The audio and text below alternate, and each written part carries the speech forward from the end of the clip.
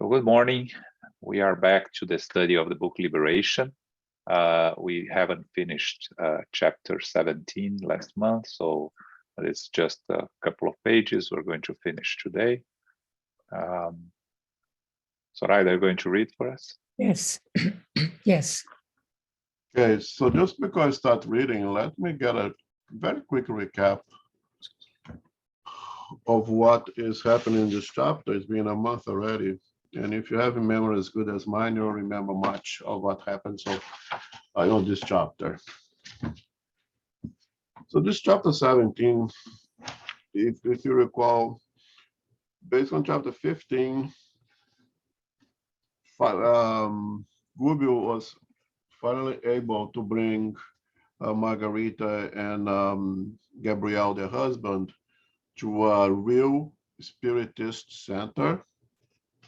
And I know I should not use the word real, right? There is just one type of spiritist center, but a spiritist center that is serious and following the doctrine in accordance to the doctrine itself, the teachings of the codification.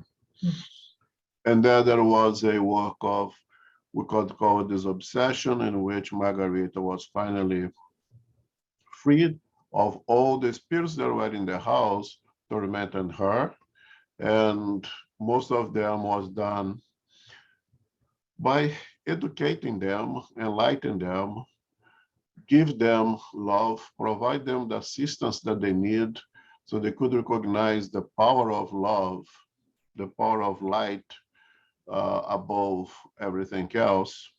And then one was Gaspar, that was very resistant, that was extremely rebellious, they could not be educated at that time, unfortunately.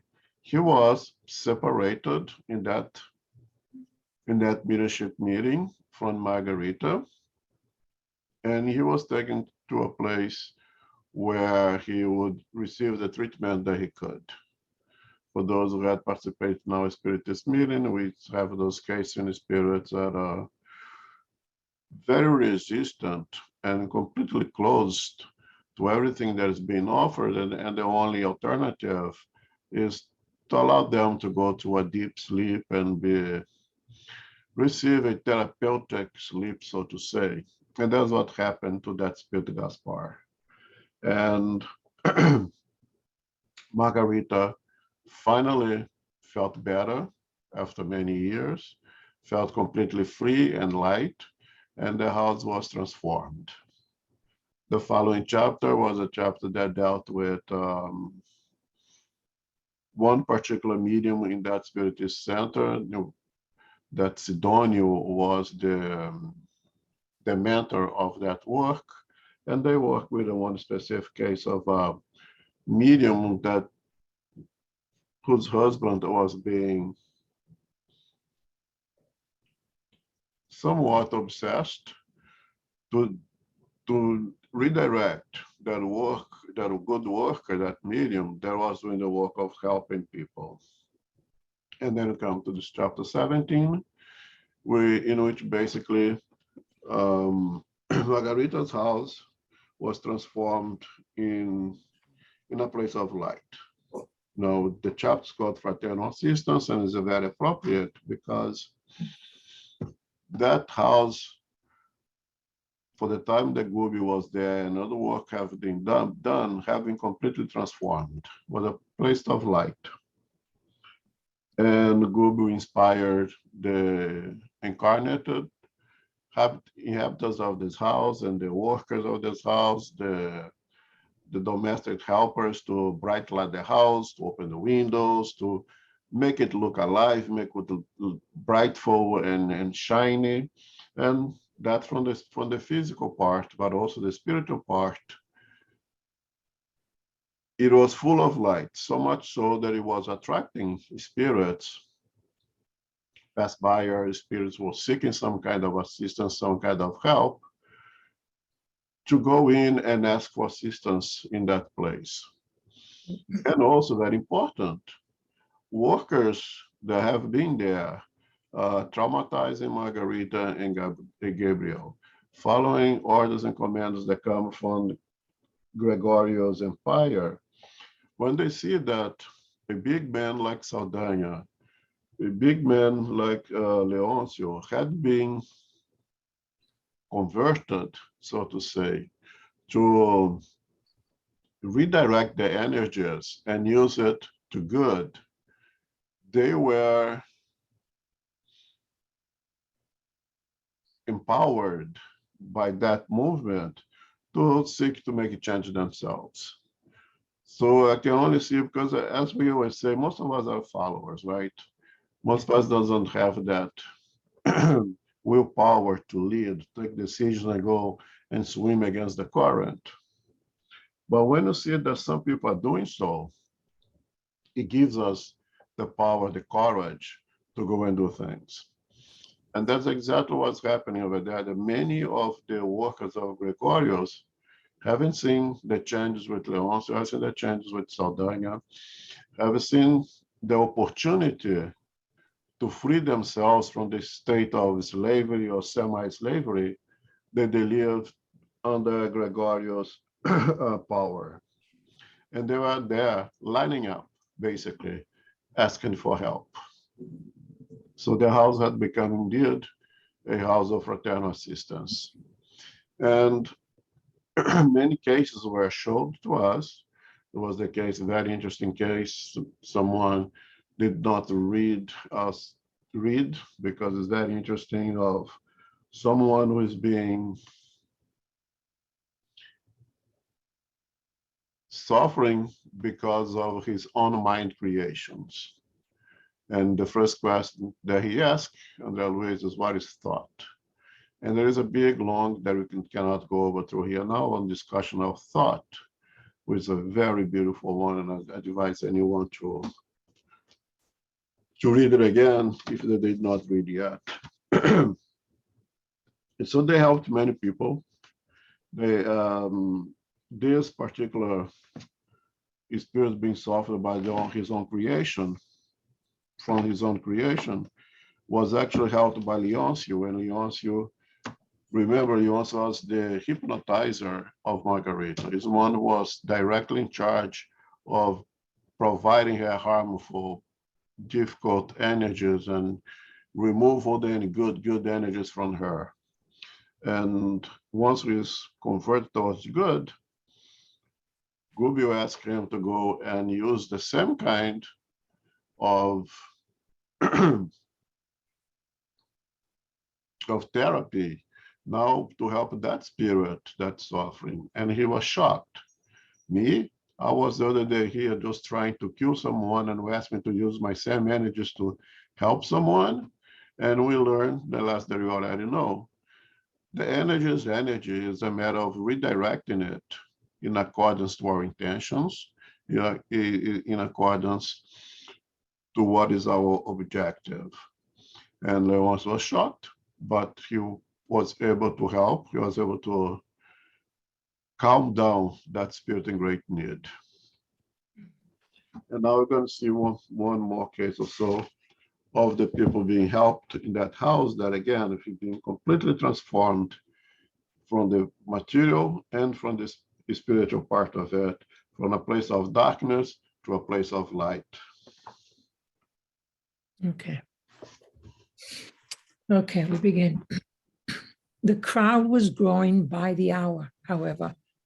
Well-meaning spirits came to us desirous of peace and enlightenment, but it honestly pained me to see such ignorance beyond the death of the body. The vast majority of those present did not have the least notion about life in the spirit world. Their thoughts and sentiments were still bound to earth's soil.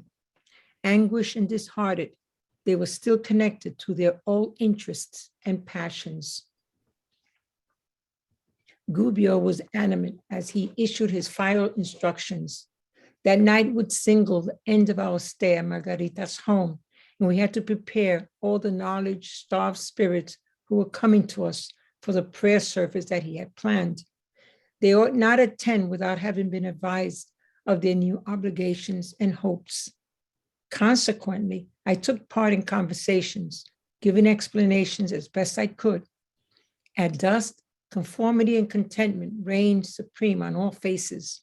Our instructor had promised to take the well-intentioned spirits to our highest spheres, assuring them of passion to better conditions.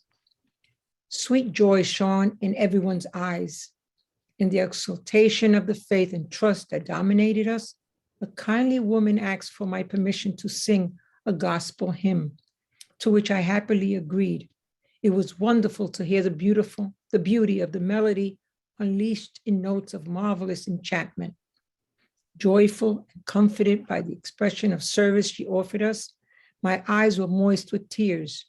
During the final verse of that song of hope, a young woman with a forlorn face approached me and said in a voice of supplication, "My friend, from now on I shall follow a new course. In this setting of fraternity, I feel that evil will invariably drown us in darkness." She looked at me with sad eyes, and after an emotion-filled pause, she asked, "Please promise me the blessings of forgetfulness in the realm of starting over." I was the mother of two little ones who were as beautiful and pure as two stars. Unfortunately, death snatched me away from my home very early, but death was not the only torture to wound me. It took just 6 months for my husband to forget many years of promises, and he handed my two angels over a spineless stepmother, which ruthlessly belittled them. I have been fighting her with irrepressible revulsion for 20 months, but now I'm tired of the hatred that has constrained my heart. I need to renew myself for the good so that I can be more useful. So, my friend, I am eager for forgetfulness. Please help me, for mercy's sake. Put me someplace where my bitter memories can die in peace. Don't leave me any longer in my degrading caprice. My longing for the good is an insignificant vestige of light amid the darkness of the evil that envelopes me. Have mercy and help me. I cannot yet love without violent and disparaging jealousy. Even so, I know that the divine master went to the cross in utmost of self-denial. Please don't let my lofty aspirations vanish. That woman's pleas and tears awakened the living memories of my own past. I too had suffered immensely, trying to detach myself from the inferior bonds of the flesh. Highly touched, I saw her as a sister at heart, and I took it upon myself to enlighten and assist her. With tears in my eyes, I embraced her as if she were my daughter, pondering the problems of all who undertake the revelatory journey of death without true love and understanding in their hearts for those that left behind. I exclaimed, "Yes, I will do all I can to help you. Turn your gaze to Jesus in sweet forgetfulness of the troubled earthly rim will soothe your mind, preparing you for the flight to the towers of heaven. I shall be your friend and devoted brother." She embraced me trustingly like a child who feels safe and happy. He examined the case and asked for Dionisio, Margarita's former hypnotizer. When he appeared, Gubbio ordered. We finished, right, Soraya? Yeah. Okay. Yeah, that's it. Yeah. That's it. Yeah. Okay. Okay. That's it. Okay, so this is just one of the many cases that they saw in this on this chapter in Fraternal Assistance. And we see here that well-meaning spirits come from desirous of peace and enlightenment, but it honestly pained me to see such ignorance beyond the death of the body. Again, for us who do leadership meetings, this is not surprising. And I always try to tell people, we do neglect our spiritual nature while in the physical body. But there is a lot of means for us to be brought back to this reality. We completely neglecting and putting it aside because we are too busy in trying to be rich and famous here. That when death finally comes and the body vanishes and the reality of our spiritual life comes to flourish, we are completely unprepared and completely unaware of it. Someone will ask, but how is that possible if you're reincarnating so many times, being back and forth so many times? It is possible because there's some such strongly identity with that physical existence that we forget all the other ones, and that is by design that the veil of forgetfulness that is given to us so we can be able to concentrate in our necessities of that present reincarnation, not be bombarded with things that pertain to previous existences. So this happens very often. And Andre Luiz was kind of astonished to see the amount of ignorance, how most of us are completely unprepared to face this normal process of our existence that we go through time and again. It's like that the body goes, the body leaves us, but we don't leave the body. We seek to remain attached to the materiality as much as possible because it's the only thing that we truly know, that we truly understand. And we fear to jump in something that is completely unknown to us for lack of paying a little more attention to our spirituality, what is still incarnate. So Gubbio wants to prepare the house, want to make it as prepared as safe as possible for that inhabitant of that house, and be a beacon of light once he's gone. And what he's preparing the prayers of the night is our gospel at home that we do every week. Right? And he's preparing individuals to stay there when he's gone. And only those that will attend, the ones having been devised to the new obligation and hopes. So when we do our gospel at home, we'll have those individuals, spirits there with us, that they assume responsibilities to be there in our household to help us to purify ourselves, to purify our home, to purify that physical, spiritual, geographical location that is our home, and to be a beacon of light, at least for that day, that others in great need of help can come in and receive the help as well. And he does that and continue with assisting people. And one of the people that being assistants is this woman who discarded somewhat early, left family behind, have a husband and kids. And husband continued his physical life, remarried. I don't know in details how that stepmother was treating the kids. According to her, not so great, but you can see here that she's so filled with jealousy and not really ready to be in the physical world, separated from the family, that I would rely on her statements over here that's being a good or bad stepmother. From what I read here, she's not being the greatest of the stepmothers, but I put my doubts to it. Very common also that this attachment, this woman is suffering from severe difficulty to detach. And we always say here that attachments not only to material things, not only to money, not only to financial situations, not only to social status, but also to individuals, to people, to other spirits, to detach from that husband, from that children, not in a sense to forget them, but in a sense to understand that now you're both living different stages of our realities, and they will go to the things that they have to go through. If we can help, we help. If we cannot help,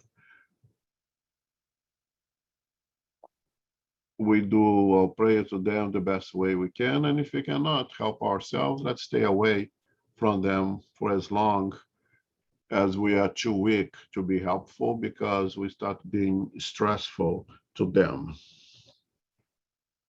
And Andre Luiz had lived the same situation once when he was able to go back and see his family, his kids as well. His wife remarried. For him was a shock also. But again, he was already receiving assistance in Ossular, and that transition for him was much easier also to cope, but he understood and have tremendous empathy to that woman, to the point that he promised to her to be her friend and devoted brother. One other thing is interesting for us to make a comparison here is that one of the women, the spirits asked to sing a song over there.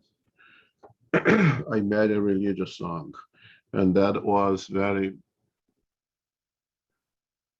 good for the environment. They all take tremendous amount of pleasure of that. And I made an analogy here on the power of art as an instrument, but again, pretty much a neutral instrument that naturally, when given to us, was given to us with the objective to be something to bring beauty to us, to enlighten us, to lighten our burden, to let us take a little break from hardships, the realities of art, of life, and be able to take a few moments of joy, of relaxation, of gaining hope. And the art that the other guy was doing, the one being a prisoner of his own thought creations, was also art. But on the other side was the creation of ugly images of bad things. So again, it's just an instrument. When used properly with the objective of its creation, it has this power of enlightens us, to promote goodness within us, but could also be used to promote the ugly, to promote the violences, that one who has the power, who has this ability to create art, should think twice. What are they doing with their creations? Because they do generate consequences to us. And that ends the chapter. And if you could summarize everything in the chapter, the lessons from it is one, we see here that good evolved spirits, they don't take a break. They never waste an opportunity of work, of serving others. Once Gubbio did his work for Margarita, he promised, he could say, I'm done here, let's go. But no, he create the environment in the house, not only on the spiritual side, but also on the physical side, inspiring the workers, the people were there to keep the house in a bright, happy mood. It's only by keeping ourselves busy and doing good, what's defined as work, that we can definitely close the door for serious influences. So Margarita's house now is nice. Is going to stay house? Nice. Yes, if you do the work to do so. It's not a free, we have to work for it. Another very important lesson in this chapter is, what are we doing with an ability to create?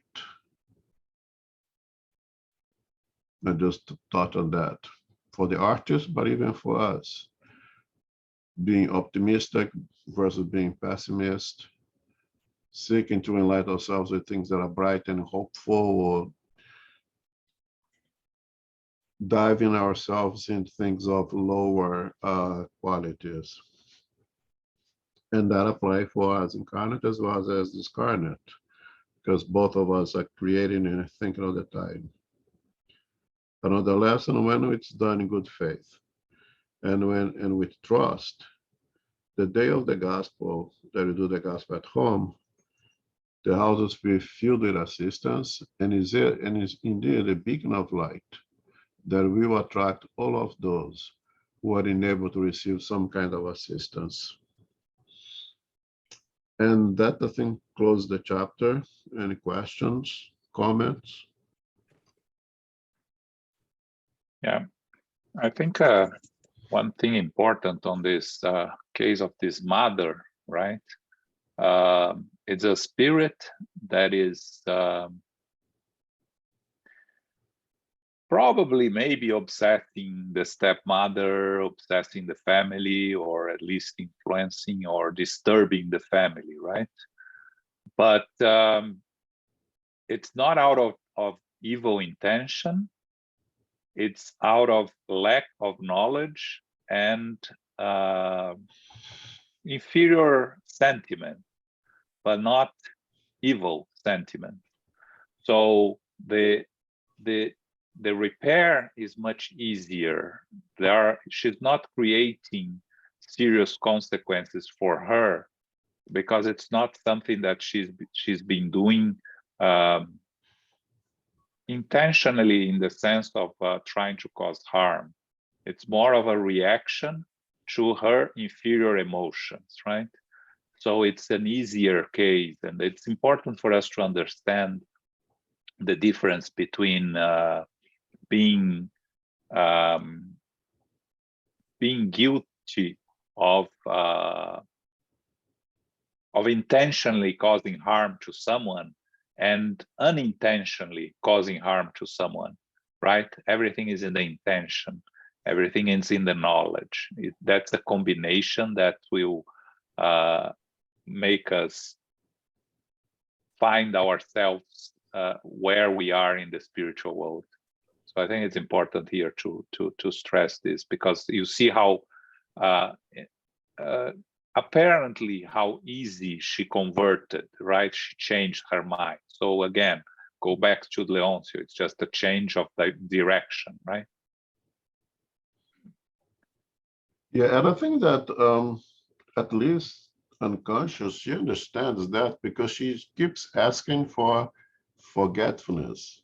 You know, she sees that she's incapable of being good and she's actually causing harm unintentionally, as I said. And for her, the best thing to do would be develop forgetfulness. Help me to forget this previous existence, which I imagine is not the answer. That she will be redirected of, as you just said, using that energy to be of assistance, for being good. And it will always start with eliminating jealousy from oneself, you know, because there is no room for a state of completely being helpful and being jealous at the same time. So I'm sure she will receive her help, and it's going to be easy for her because she has more than half of the way already. She has no ill feeling. She has no hate. She has no desire to revenge or anything like that. So for her, it will be rather easy. Yeah, it's a matter of learning how to control our inferior tendencies, right? To educate them or to change them. Right.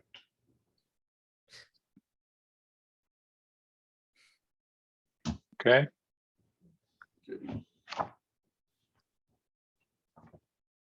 So let's start chapter 18. Yes. Words of a benefactor. The nighttime meeting held a joyful surprise for all of us. In the soft moonlight, Gubbio assumed direction of the endeavor and gathered us around himself in a large circle. In his smallest gestures, he was an invaluable guide who could take us to the peaks of mental heights. He told us to forget about our former wrongs and recommended that we foster an inner posture of sublimated hope framed with renewing optimism so that our noblest energies could be exteriorized. He explained that any matter of assistance, when guided by evangelical principles, as in Margarita's case, is always capable of bringing relief and illumination to many. Moreover, we were there to receive the blessing of a higher realms, but for that to happen, we had to hold to an unequal position of moral superiority, because thought during such a meeting put individual forces in play of great importance for the success or failure of the undertaking. Everyone's faces overflowed with contentment and confidence as our guide lifted up his voice and prayed humbly. Lord Jesus, please bless us, your disciples thirsty for the living waters of the heavenly kingdom. We are gathered here as willing learners in hopes of your sanctified determinations. We know that you never hinder our access to the granaries of divine grace. And we also know that your light, like that of the sun, falls on both saint and sinner, the just and the unjust. Even so, Lord, we have become atrophied because of our own carelessness. Our hearts have become arid from selfishness and our feet frozen in indifference, not knowing what pathway to take. Even so, Master, more than the deafness that inflicts our ears and more than the blindness that absorbs our sight, we suffer due to our own wretchedness, extreme petrification, vanity, and pride, which down through many centuries we have chosen to be our guides in the abysses of darkness and death. And yet we trust in you, whose sanctifying influence always regenerates and saves.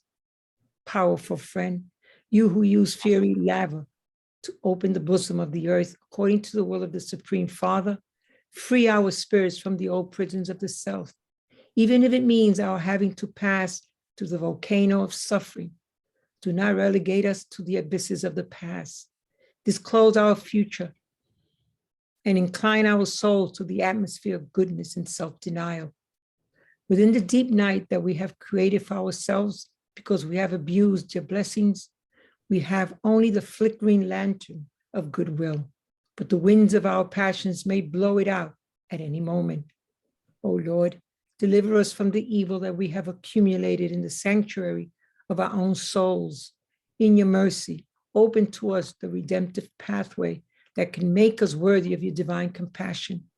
Reveal to us your sovereign and merciful will so that in doing it, we may someday reach the glory of true resurrection.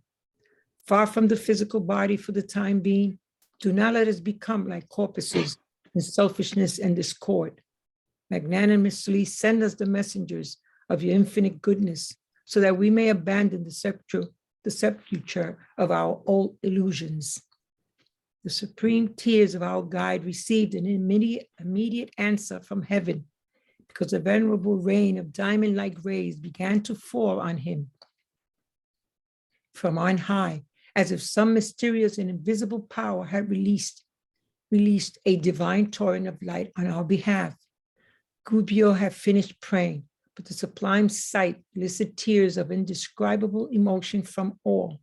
There was not a single one of us that had not been invisible, touched by the blessed ecstasy that suddenly emerged in our hearts. The instructor seemed to waver in spite of the radiant aura that gloriously covered his venerable head. Okay. So they, as we read in the last chapter, they were ready to leave the house, right? The work was over in the house. Margarida was healed, so was helped, was freed from the obsessions, and now it was up to them, of course, Margarida, the husband, and the family to move on and to not fall into the old habits. So they had this meeting outside the house. It doesn't say explicitly here, but we will see later that is outside the house, with all the group that was in the house that left together, led by Gubbio. And as they held the meeting, Gubbio tells them to change the posture, try to forget about the past, elevate the thought in hope and with optimism, something that we mentioned before, right? The necessity of keeping the thoughts elevated, connected, He says here, thought during such a meeting put individual forces in play of great importance for the success or failure of the undertaking. Again, the individual thoughts united, it's what's going to make the meeting possible to receive the more elevated spirit. Again, it's impossible to have 100% of people in the meeting to be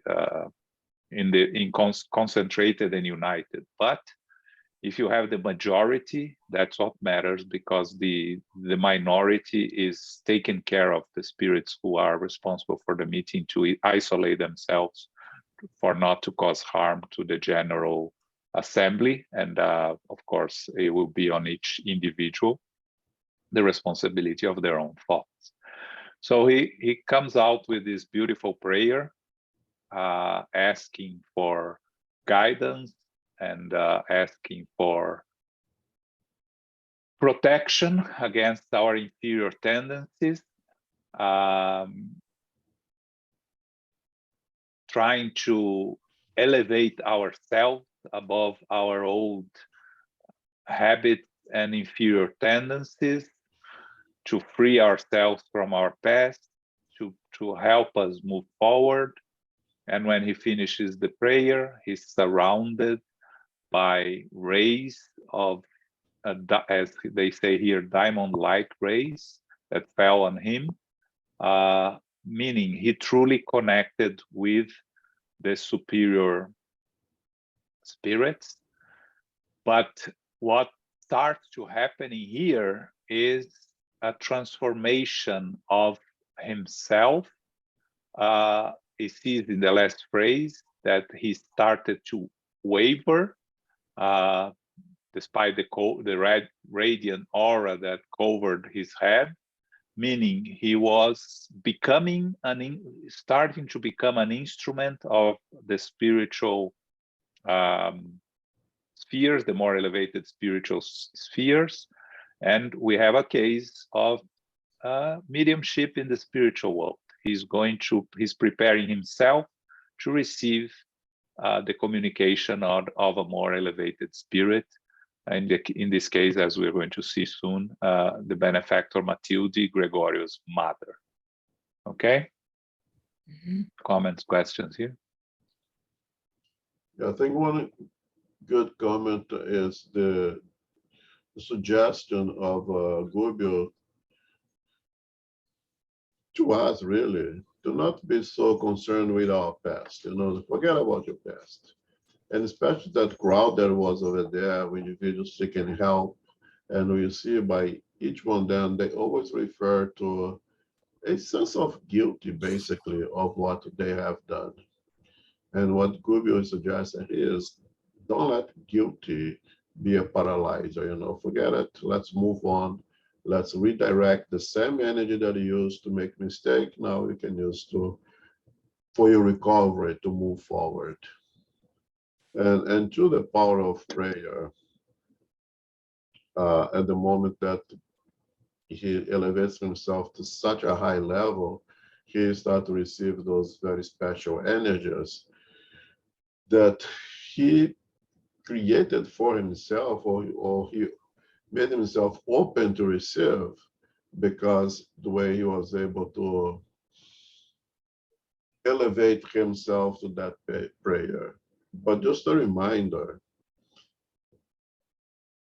that everyone who is in that same environment, who is not saying but is receiving, is listening to that prayer, can receive the same kind of energies, as long as they allow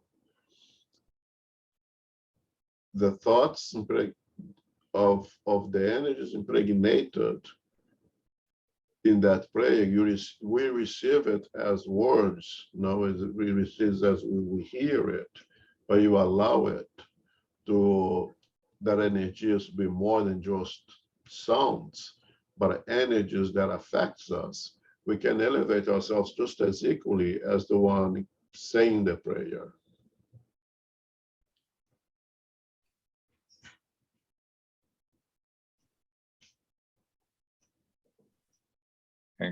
Thanks. Okay, let's continue. Okay. He told me in a whisper, Andre, I need to lead the work while I supply resources for the materialization of our benefactor, Matilda. I see her here with us, and she's telling me that the long anticipated night for her maternal heart has finally arrived. Before her reunion with Gregorio, in the company of the blessed spirits who will assist her, she would like to visit us by materializing herself in order to encourage all those who want to apply for the preparatorial work needed to enter higher spheres. I quaked before such an order, but did not hesitate. I took the wise mentor's place while he took a few steps from us in a deep concentration. We saw a bright, soft light radiate from his chest, face and hands in successive waves. The light looked like highly tenuous starlight because the radiations hovered in the air, as if forming singular pauses in his characteristic movements. In a few moments, that soft, luminescent mass acquired defined contours, giving us the idea that invisible manipulators were infusing it with human life.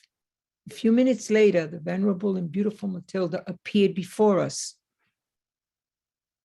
The materialization of such a sublimated spirit right there had a profound effect on us. It was quite similar to what occurs in the physical spheres. Several of the women, overcome with irrepressible emotion, prostrated themselves before the benefactor, a natural attitude that did not surprise us because we were in fact in direct contact with a glorious angel in female form. The selfless protective spirit made a gesture of blessing, greeted us briefly, and then spoke in a slow, emotional voice. My friends, all of you are waiting for the happy time of your blessed return to the spheres of starting over. However, the gift of the vessel of flesh is a priceless divine blessing. Do not seek reincarnation only because of your longing for forgetfulness amid the dreams of the world, because temptations in the physical realm can become a real nightmare. The life that we know is a continuous, perfecting process. Desiring to go back is not enough. You must direct that desire toward the infinite good. She paused for a bit, and perhaps responding to the mental questioning of many of her listeners, she continued, please do not think that I am some special emissary from the kingdom of the light. I am just a humble servant with no other credit before the eternal giver, except my willingness to help.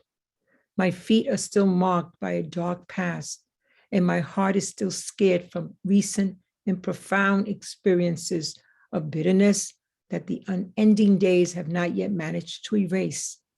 Therefore, do not entrust me with names and titles that are not mine. I am merely your sister in the struggle, and I want to awaken you to the sublimity of the future. Our souls are temples built by the Lord so that he can dwell with us forever. Glorious seeds of divinity await our inner harmony in adjustment in order to sprout and carry us off to the resplendent realms. The soul's acquisition of illuminative virtues, however, is not something that happens overnight. We are like high-powered magnets or centers of intelligent life that attract forces that harmonize in our own and which make up our spiritual domicile. Wherever they may be, incarnate or discarnate individuals live amongst the higher or lower life rays that sent out around themselves. Much like the spider surrounded by its web or the swallow that zigzags to the sky on its own wings. All of us sent out the energies we are clothed with and define who we are much more than words can. What good would returning to the workshop of the flesh do if we do not understand our obligations before divine justice? Or what good would the temporary forgetfulness of the past, which is the strongest force capable of assisting us while in the circles of dense matter, and which translates itself into a persistent, noble tendency, do if we are not committed to righting our wrongs? The return to the physical garb is a blessing that we receive due to the benevolent intercession if we ourselves lack the merit to receive it when the time comes, much like getting a job in the corporeal realm with the help of friends who guide us to the desired goal. Nevertheless, as often happens to many incarnates who hold respectable jobs in spite of the fact that they do not deserve them and who abuse the laws that govern our actions, many souls seek the sanctuary of the flesh, making hasty promises and thus increasing their debts. Timid, frivolous, or inconsequential, they use the blessed time in the rim of mist to repeat the same wrongs as before and with a complete waste of the Lord's patrimony of time. Thanks, Soraya. Welcome. So the first thing here is the materialization, right? Materialization in the spiritual world. We think of the spiritual world as one thing, like the physical world is here where we live and we experience it through our senses, right? And our tendency is to imagine the spiritual world as the same thing as here, the physical world. But there are dimensions in the spiritual world. So the spirits, more elevated spirits, to go to make themselves visible to less evolved spirits, like in the case of Matilde, sometimes it's easier for a materialization than it going through the transformations that is needed. It's different from, let's say, Andre Luiz and his mother. She's in a more evolved sphere, but it doesn't require her to change her perispirit to appear to Andre Luiz and to interact with him. A much more elevated spirit, like the case of Matilde, it needs a transformation of the perispirit to be in the place where these spirits at this level are. You see these spirits what are the spirits in this group? They are spirits that are preparing themselves for reincarnation. They are spirits like us, imperfect spirits without a clear understanding of the spiritual world, without a clear understanding of the process of reincarnation, that have a desire to improve, otherwise they wouldn't be here, have a desire to be better, looking for an opportunity of reincarnation, and that's what she's going to talk about. But they are really just spirits like us without the physical body. So they are in the very low levels in the spiritual world, whereas Matilde is in a much higher state. So for her to be around them, she would have to change her perispirit, that she could do, of course. Jesus was able to reincarnate being a perfect spirit on earth. Some say that it took him 1,000 years to prepare his perispirit, but it's speculation. So Matilde, it's much easier to just go through a mediumship type meeting, to materialize through a medium in the spiritual world, Gubbio in this case, that is open to receive her as a spirit. Of course, what Gubbio does is that he needs someone else to lead the work, because he's being a medium cannot be responsible for directing the work. Like in our mediumship meetings, the mediums are never the directors of the meeting unless they are not exercising their mediumship.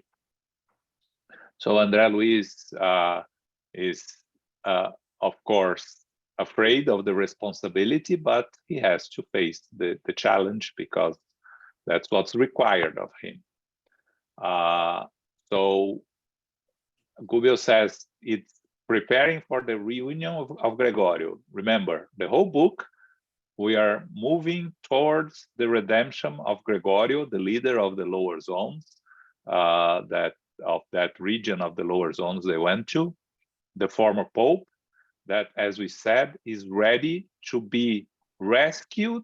They see an opening because of he's getting bored of his work, getting tired, and that's the opening that he gives. It's not he hasn't showed signs of regret or anything like that. He just showed signs of boredom, right? So the materialization happens. Matilde materializes in front of them, and when Andre Luiz compares the materialization as similar to what occurs in the physical sphere. In the book, The Domains of Mediumship, there is a materialization in the physical world that Andre Luiz explains exactly how it works. If someone is curious to read more, there is one chapter in The Domain of Mediumship that talks specifically about materialization in the physical world, in the mediumship meeting. What happens when some spirits are in presence of, as they call here, as Andre Luiz calls here, a glorious angel? And we read these about spirits that are that meet Jesus at the time that he was incarnated, and of course we see descriptions of Andre Luiz on spirits are in face of more elevated spirits. The natural reaction is to prostrate themselves before the benefactor. They cannot control their emotions, and they kind of let them take the better of them, and they bow down, they kneel, and they have reactions of reverence to such an elevated spirit. The influence, the light, it becomes something overwhelming for some spirit. She mentions here when she starts talking, fear of starting over, reincarnation. But what she comes here to do is to call their attention of how and what they are doing with the reincarnation plan. She starts saying, do not try to reincarnate because you're just trying to forget your past. There is much more in place. Desiring to go back is not enough. You need to work towards the infinite good. Then you see her as a humble spirit. All elevated spirits, truly elevated spirits, are humble, right? So she says, I'm not special emissary from the kingdom of light. I'm just a humble servant. And this is a sincere statement from her. It's not something artificial that she's saying just to not to be praised. It is what she's saying what she really is. And she says that my feet are still marked by a dark past. My heart still scared from recent and profound experiences of bitterness. Again, if we think of Gregorio being there for 500, 600 years, and she's been trying to rescue him and never forgetting about him for all this time, you can see that she still has some issues that she has to deal with. So she asked them not to call names or titles, just a sister. And then she starts talking about who are we and how we acquire virtues. And that is something that doesn't happen overnight. We live among both incarnate and discarnate around the rays that we send out ourselves. So she gives the example of the spider that surrounds itself with the web. We surround ourselves with the rays we emit. And these are much more important than the words we say. The energies that come out of our thoughts are what's going to surround us and what's going to align us with different spirits from the spiritual world So she asked, what good does it does for us to go back to reincarnation if we don't understand our obligations before divine justice? She mentions the forgetfulness of the past, the strongest force capable of assisting us while in the circles of dense matter, and which translates itself into a persistent, noble tendency. That's very important. A lot of times we see people ask, why do we forget about our past incarnations? If we remember our past incarnations, it'll be easier for us to overcome our challenges.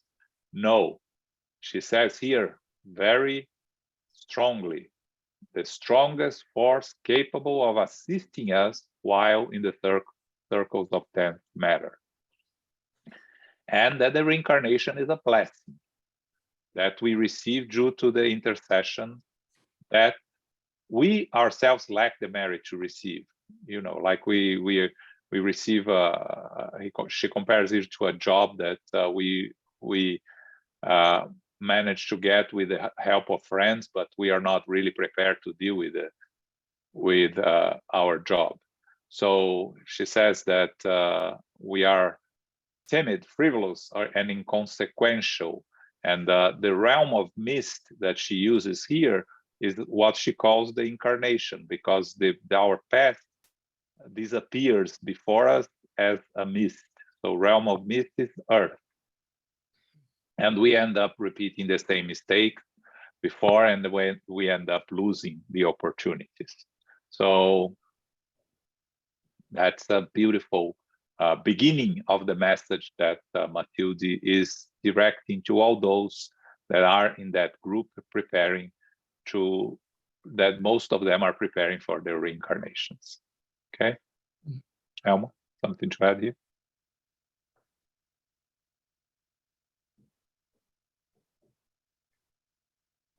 Sorry, I was muted. No, just make sure that everybody understands that materialization, Matilde really materializes in a sense, and that she is being seen by all the spirits. Gubbio is the position of a medium, what would be the equivalent to us here of physical processes. She is speaking by herself, not to Gubbio, and she's showing herself completely. Everybody that is seeing and listening to her directly. And Gubbio is just a provider of energies, pretty much like if it's a medium of physical phenomenon to be here for us in the physical sphere. Yeah, very good point, Elmo. It's important because we need to differentiate. Gubbio is a medium of spiritual phenomena because it's not physical, right? But we don't have, what is the spiritual energies? Here on Earth, we have ectoplasm, right? Yes. So for mediums of physical effects. In the spiritual world, I don't think we do, but I'm not sure, and we don't exactly know what is the spiritual energies used for materialization, right? I agree. But yeah, that's important. It's she's there, materialized. She's herself there. She's not talking through Gubbio. She's talking herself. She's using only Gubbio energies to materialize. Yes, perfect. Very good point.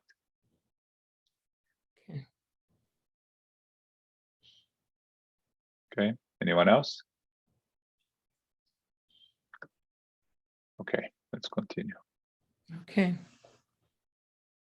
Matilde paused in her edifying and pious address to extend to us her hands, which send out beams of intense light.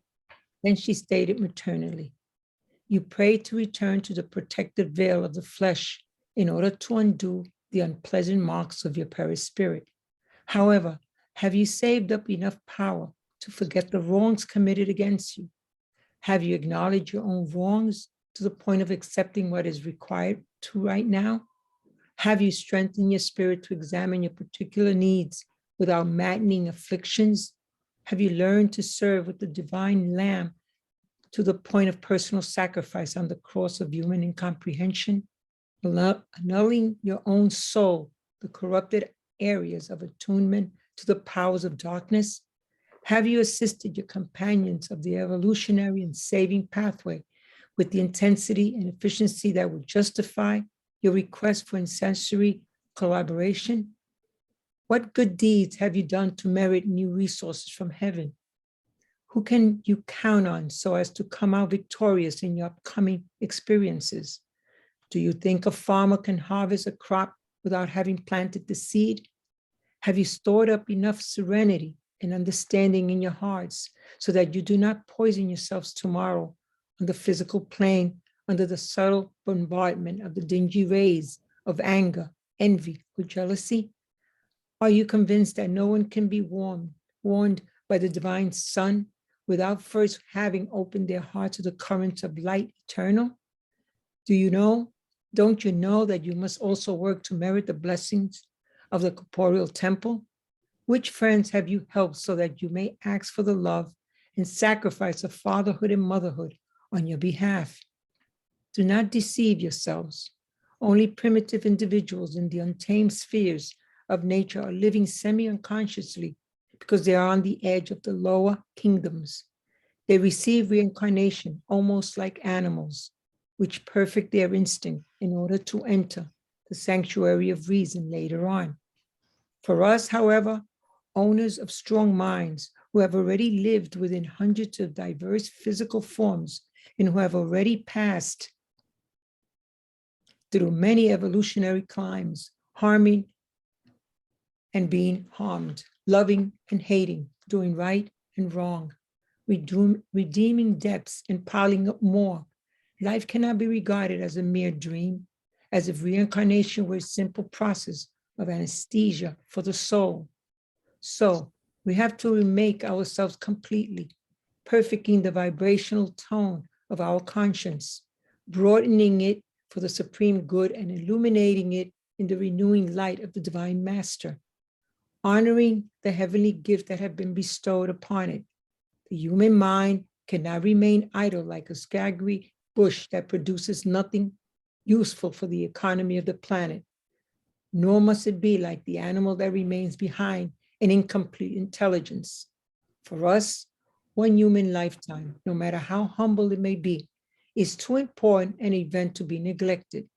However, without embracing the notion of individual responsibility, which must mark our endeavor of sanctification, any undertaking of this order is risky, because in our intensive process of learning and recapitalization, each spirit lives alone within the circle of its own thoughts. With rare exceptions, none of its companions along the way know about its noblest hopes or share in its dignifying aspirations. Each incarnate individual dwells alone within his or her own kingdom. A strong faith and much courage are indispensable for us to progress victoriously under the invisible redemptive cross that perfects our lives until the Calvary of our own final resurrection. Thanks. So she continues to talk about the responsibility that we have facing our reincarnation. Meaning, how are we preparing ourselves? And that she's addressing the spirits in the spiritual world, right? But we can use this for ourselves in our incarnation, right? That when we are there, we ask for the return to a new reincarnation in order to repair what the damage that we have done to ourselves. But in order to do that, she asked us, have you learned? Have you acknowledged your wrong? Have you accepted your wrong? Are you prepared to deal with them? Are you prepared to come here and deal with the incomprehension that we are going to face. Have we helped enough spirits that are going to be able to help us on our new journey? Who can we count to help us in this next journey? And she gives the example of a farmer that cannot harvest a crop without planting the seeds. So she's asking us to plant the seeds. And if we have acquired serenity, understanding in our hearts to not poison ourselves when we come to a new incarnation, she asks not to deceive oneself. And then she talks about, the primitive individuals, the reincarnation process is an automatic process that independs of their own understanding and desire, because they are instinctively growing only. They reincarnate almost like animals, perfecting their instinct. But at our level of existence, we have already lived hundreds of different reincarnations and passed through many evolutionary paths, causing harm, being harmed, loving, hating, doing right and wrong, redeeming that and piling more. So life is serious. It's not a mere dream, as she says here. Reincarnation is not an anesthesia for the soul. And one human lifetime, no matter how humble it may be, is too important to be neglected. But we have to have our individual responsibility. Our process of learning and recapitulation, we walk by ourselves. We are alone in that journey, spiritual evolution, counting on others for help and helping others, but eventually, it's an individual journey. So we have to have a strong faith and courage to win over and to progress on this journey. Very strong message, is a warning for us as we are here in this physical world, to be aware of our limitations, to be aware of our responsibilities, and to work incessantly to improve ourselves, to be better prepared for our journey. Okay, Elmo. Yeah, I keep thinking here now in the matter of merit. We are in the spiritual world and we are not happy over there, saying, no, let me go back to the physical world, maybe I'll be happier there. The regrets, the guilty are consuming me here. It's giving me a lot of problems. Let me get developed forgetfulness, and perhaps I can have a better restart over. And I think what she's telling us in a way is that, what are you doing to merit that opportunity? And if you take, as you always think in terms of number, just purely statistics, right? I mean, if you have 2/3 of the spiritual population discarnate right now and one-third incarnate, you have to have some merit to deserve the opportunity to reincarnate right now, right? It's almost like a competition, so to say, to being able to come to this, to use that physical body. And in a sense, she's asking, what are you doing to merit that opportunity? And more important, upon receiving this opportunity, how ready are you to make good use of it? How sure are you that this opportunity will actually bring good fruits, or has the potential of being even more harmful to you right now? How are you preparing yourself for something that you actually want? But what are you doing to merit that thing that you want? And how are you making yourself ready to make the best possible use of that opportunity? Yeah, and again, this is not just, it's not to scare us, it's to enlighten us, to prepare us, to call us on our responsibility. Yeah, and just in terms of plain numbers and plain statistic, right? Somebody gonna have to wait more than others because there is not enough reincarnation opportunities for everyone to come anytime they want. Especially nowadays, if you look in the birth rate, it's less and less opportunities to reincarnate, it seems like, with families being smaller and smaller, and some not, some couples make the decision not having children at all. In reality, that affects the opportunity to reincarnate here in this physical world with us. Yeah. Okay. Questions, comments? Okay, let's move on, Soraya. Matilde took a lengthy pause in the address with which she enriched us during that time of wisdom and light. She approached Gubbio, who was kneeling and looking extremely pale.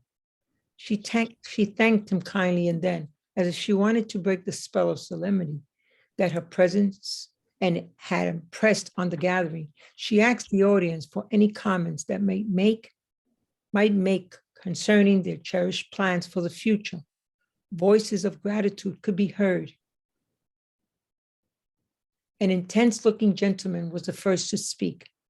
Great benefactor, I murdered 2 people during my last incarnation. I lived many years in the corporeal body as if I were the most peaceful person in the whole world. Despite a conscience fraught with remorse and hands stained with human blood, I fooled everyone around me with my mask of hypocrisy. Tormented by bitter memories, when I crossed the threshold of the grave, I thought that dreadful accusations would be waiting for me. That idea brought me some relief because a criminal hounded by remorse finds true help in the illuminations that pierce his soul. However, I found only despair and self-loathing. My victims were now nowhere to be found. They have forgiven me and have forgotten about me. Even so, I am persecuted by punishing forces that I couldn't begin to describe. There is an invisible tribunal in my conscience, and I futilely sought to flee from the places where I scorned my obligations towards my neighbor. Suppressing his sobs, he continued, how can I begin the toil of my restoration? Such immense sadness was apparent in that humble voice that we all felt touched to the innermost fibers of our being. Tilde replied without hesitation, there are other brothers and sisters nearby who are bearing the burden of the same guilt. They wander around, wrenched, amid unspeakable nightmares and affliction. Open your heart to them. Start by helping them see the regenerative pathway and nourish them with hopes and new ideas, attracting them to the endeavor of sublimation through their own efforts by constantly practicing the good. You will have to endure their insults, scorn, and comprehension, but you will find a means to help them effectively and kindly. After such sowing, you will begin to reap the blessings of peace and light, because the spirit that teaches with love, even if it's criminally delinquent, ends up learning the hardest lessons of responsibilities it takes on, transmitting to others saving revelations that are not its own. After you have accomplished such ennobling work, you will retake a physical body to recapitulate the lessons recorded in your renewal interested mind. Once again, you will have to confront 1,000 reasons to become violently angry, and the temptation to eliminate your enemies with a deadly blow will visit you often. But if you can resist, and especially if you can defeat your destructive impulses, when you find yourself involved with the blessed struggle in the spheres of starting over, sowing love and peace, light and perfection all around you, then you will have demonstrated having been genuine and effective use of the gifts you received, and you will have shown that you are ready for higher ascent. Before Matilde could put more luster on the lesson, a tearful woman sought her advice, exclaiming humbly, great messengers of the good, I want to confess my wrongs right here and in front of everybody.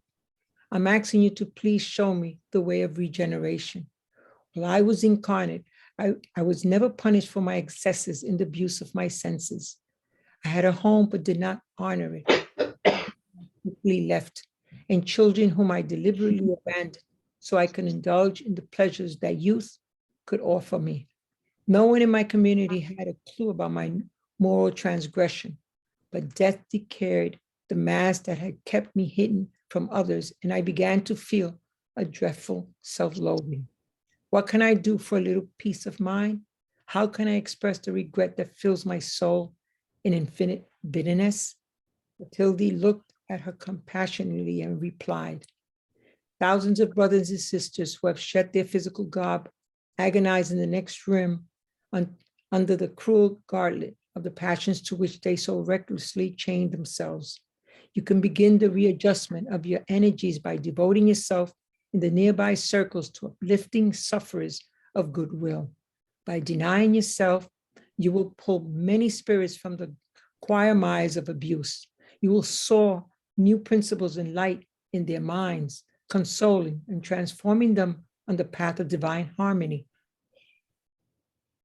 In return, you will have won the right to return to the blessed earthly school to perhaps receive the dire trial of physical beauty so that contact with the temptations of your lower nature can forge the steel of your character if you can remain faithful to sanctifying love. Such is the law, my child, to stand securely on our own 2 feet after having fallen into the abyss. It is imperative that we help others who have fallen into it, consolidating in light of others' suffering the notion of responsibility that must preside over our future actions so that the reincarnation does not become just another immersion of selfishness. The only way for us to abandon wrongdoing once and for all is the constant support for the infinite good. The benefactor paused briefly, looked out over her expectant audience, and concluded, may none of us think that we have easy access to the eternal treasures just because we are presently free from the blessed chains of the physical body. God created imperishable, perfect laws so that we could not reach the kingdom of divine light by chance, and no spirit can escape the wise imperatives of toil and time. Those who are planning it to reap the happiness of the century to come must begin right now to sow peace and love. Matilde finished, and while she seemed to be meditating in prayer, her luminous chest or area emitted spontaneous and shining waves of marvelous light. Okay, thanks.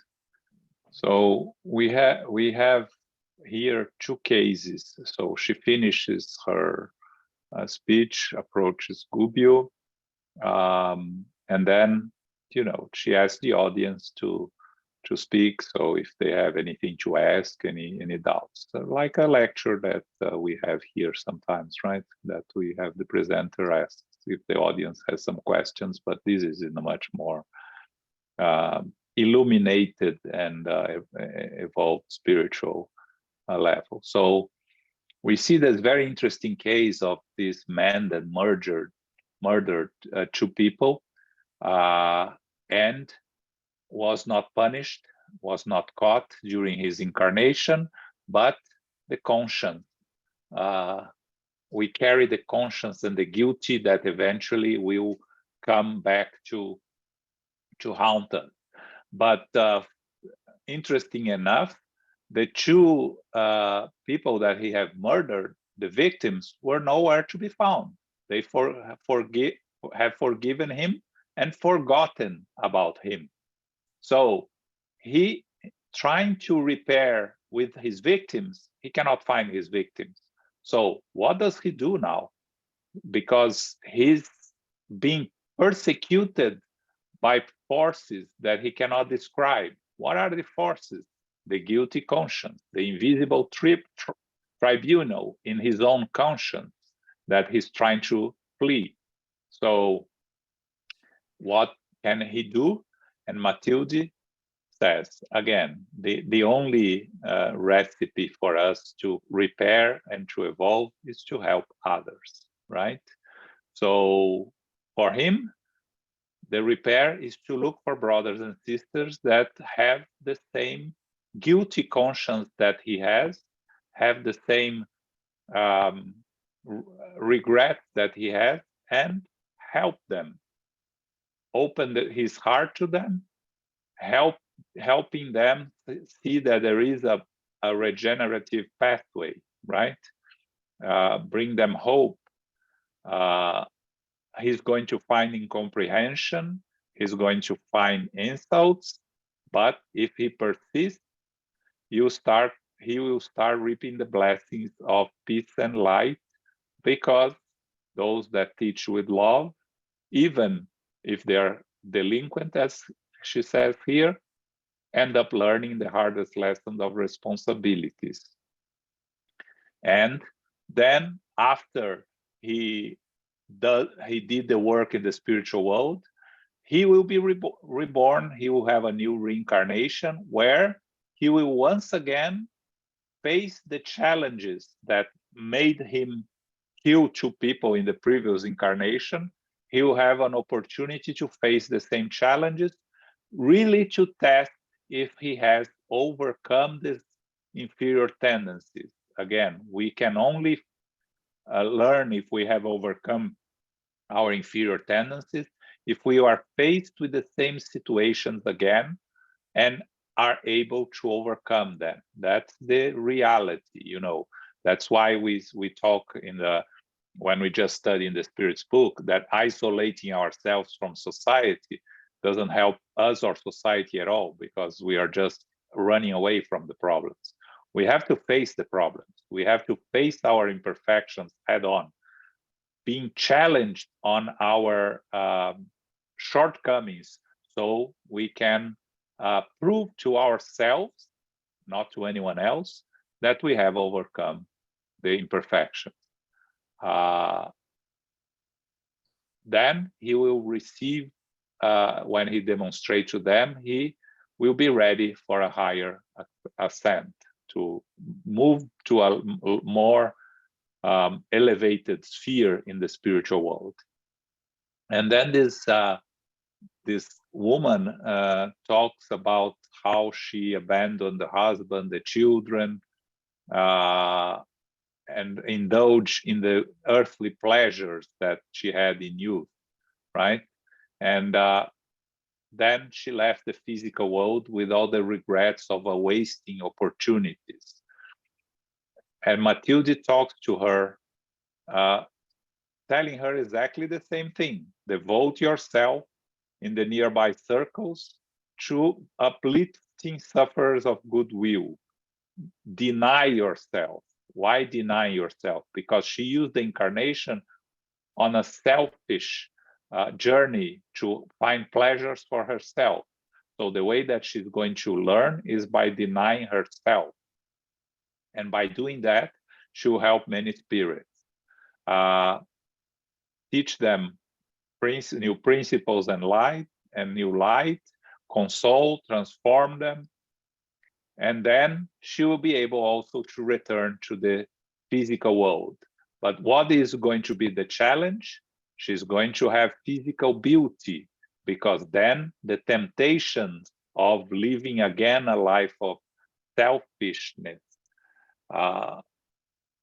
and selfish life and thinking of herself only is going to be the opportunity for her to overcome this challenge.